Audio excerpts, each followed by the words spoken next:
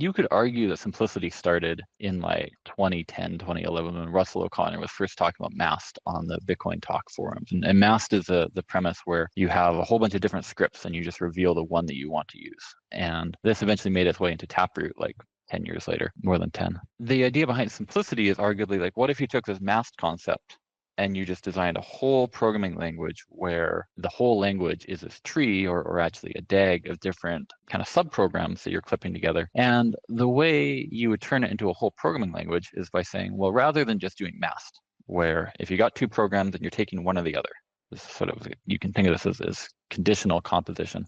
What if every form of composition work this way? What if you would also use a Merkle tree to describe two programs that you're composing directly, where you take the output of one and the input of the other? What if you used it for composing two programs that you were running in parallel, where you're doing both of these things on the same input and then combining their outputs so much? What if we were to use this if you were combining these things recursively, where somehow a program could go back and call itself? It turns out that if you have all those ways of combining things, then your actual base program that you start with can be dead simple. You can get away with these two little functions, the identity and the unit. And so that's where the 9 combinators come from, by the way. You have the identity, you have the unit. So you could argue that simplicity has been happening for well over 10 years, but technically simplicity started, I think, in 2014 or 15 or so, when Russell joined Blockstream and started working on simplicity full time. So it has been a very long journey from getting simplicity from basically a half-baked white paper to a full white paper,